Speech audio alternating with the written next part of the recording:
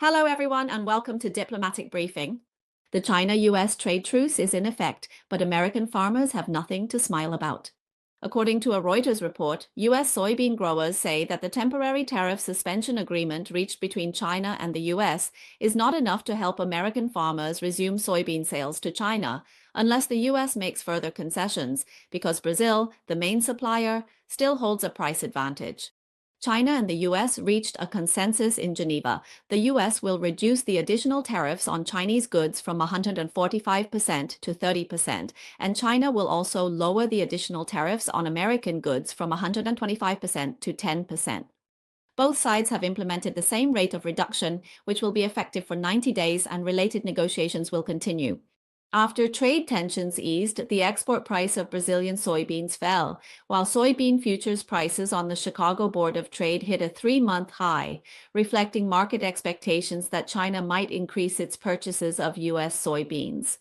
However, American farmers believe that merely suspending the tariffs is not enough. In recent years, China has continued to promote diversification of agricultural imports. Thanks to record harvests and lower prices, Brazil has already replaced the United States as China's largest soybean supplier. As the world's largest importer of agricultural products, about 70% of China's soybean imports come from Brazil. Lagrange, president of the American Soybean Association and a farmer from Magnolia, Kentucky, said that the remaining tariffs on American soybeans are far from insignificant. He said that the soybeans we source from competitors in Brazil and Argentina do not bear these kinds of additional costs.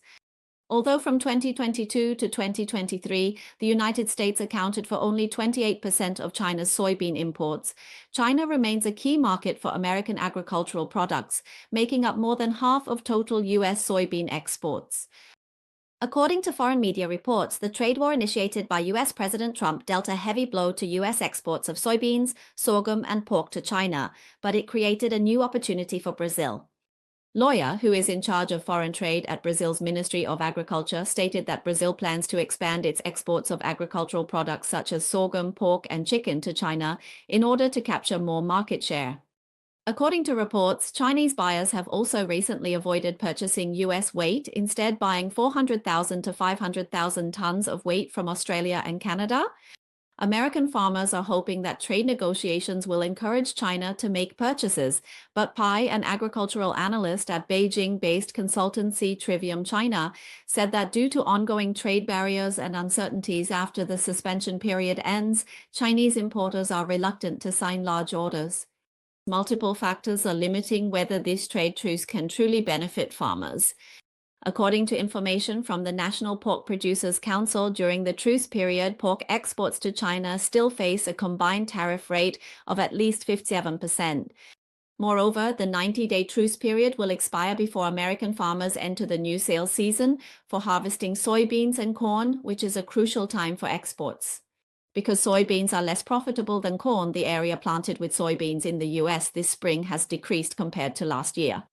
A Chinese soybean crushing company stated that if the negotiations break down, buyers will face risks when U.S. soybeans arrive during the sales season, and this gamble is simply not worth it. Heck, a corn and soybean farmer from Perry, Iowa, said that the situation was already deteriorating before the trade war and action was needed. Now, the situation is still bad. During Trump's first term, the trade war led China to cut back on purchases of U.S. agricultural products, and the Trump administration tried to help American farmers hurt by the fallout by providing billions of dollars in aid. Hicks said that even after that period of chaos, the problems still weren't resolved. He said, "It's as if we're back in the strike zone again, and now we have to see whether we hit a home run or strike out this time." In addition to agricultural products, the U.S. livestock industry has also been affected by the unstable U.S.-China relationship. Even though there is a 90-day tariff reprieve, meat and related products still require documentation to enter the Chinese market. According to reports from U.S. media, U.S. chicken feet exports have dropped to zero. And since China is the largest market for chicken feet, if China doesn't buy, no one else will. It is estimated that American farmers will lose $250 million each year. On May 10th, Forbes Brazil published an article titled "Chicken Feet Tariffs Hinder a Chinese Snack Trade." The article pointed out that in 2022, the United States exported approximately 133,700 tons of chicken feet to China, generating about $550 million in revenue. Companies like Tyson Foods once benefited from this. This company is a leading producer of beef, pork, and especially chicken in the United States. In addition, one of the world's largest chicken producers, controlled by Brazil's JBS, used to be able to sell chicken feet at high prices to satisfy Chinese consumers, but now the situation is no longer the same. The article states that chicken feet are considered a delicacy in China, but in the United States, they are an unwanted byproduct. When the U.S. poultry industry exported chicken feet to China, they could earn $0.80 to $1 per pound. In contrast, when selling to American feed companies, the price drops by 90% to just 5 to 10 cents per pound. Tyson Foods exports hundreds of millions of pounds of chicken feet every year. If they lose 50 cents per chicken foot based on 500 million chicken feet, the annual loss would reach 250 million. The article states that in addition to the economic impact, suppliers and companies along the poultry industry chain are also negatively affected. For example, animal feed processing plants will be forced to operate beyond capacity due to the surplus of chicken feet, which will increase waste and operational pressure. In the United States, high-quality chicken feet are downgraded from edible grade to feed grade.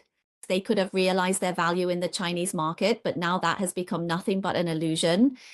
The article concludes by saying that if chicken feet cannot return to the Chinese market, then it will be up to American consumers to address the lack of exports domestically. China's countermeasures against certain American agricultural products are not ending anytime soon, and there is still at least a 10% tariff. American farmers are still affected by Trump's tariff war with China. In fact, there are some other significant negative impacts on American products. U.S. politicians' anti-China maneuvers have undermined the stability and predictability of China-U.S. trade. As a result, Chinese buyers will inevitably seek out more sources of supply, and American agricultural products are not particularly difficult to replace. To briefly summarize Trump's line of thinking, it goes something like this. First, China has no choice but to import American agricultural products, especially corn and soybeans, because China's demand is so large that other countries can't replace the supply. Second, the additional tariffs will be borne by Chinese producers. Chinese products will have to lower their prices in order to enter the U.S. market. Third, if American multinational companies can't bring goods produced outside the U.S. into the country, they will move their factories back to the United States. Fourth, the U.S. can improve its fiscal revenue by imposing additional tariffs, allowing more American citizens to enjoy tax cuts. But after a month of the tariff war, what was the result? First, China had already stockpiled large amounts of corn and soybeans in advance and also developed suppliers in South America and Australia to replace the U.S.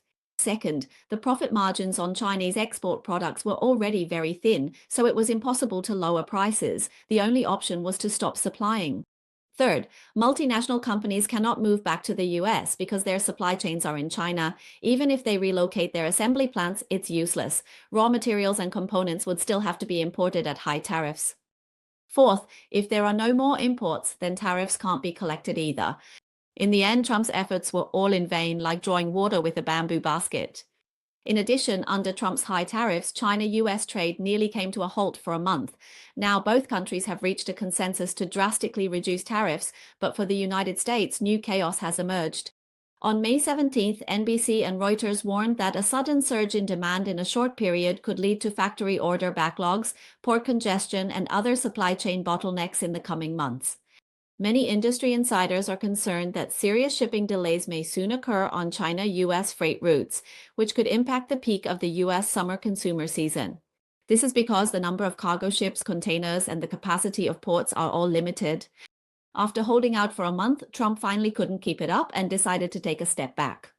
From May 10th to 11th, high-level China-U.S. economic and trade talks were held in Geneva, Switzerland. Both sides agreed to lower tariffs within 90 days, reducing the tariff rate by 115%. According to NBC, the current U.S. tariffs on Chinese imports are still excessively high, but American companies are still rushing to place orders, urging Chinese suppliers to ship as soon as possible in order to send as many products as they can to the U.S. at relatively lower tariff rates. The head of a U.S. factory that produces toys and holiday decorations told Reuters that they are now shipping previously backlogged goods to American stores, including Walmart.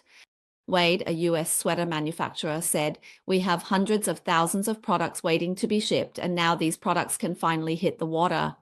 However, the report points out that although tariffs have been significantly reduced, American companies cannot expect everything to go smoothly in the coming months. Gross, the head of supply chain issues at PwC, said that it usually takes about a month to transport goods from China to the United States. Now, with surging demand, the limited number of cargo ships, port berths, and trucks may cause shipping times to increase by several months. The report also mentioned that for certain industries, it is already too late for the tariff reductions to make a difference. Reuters stated that the increase in freight demand will overwhelm factories and container ships, leading to problems in the supply chain. Both shipping and retail experts have said that 90 days is not enough time for most factories to fulfill new orders.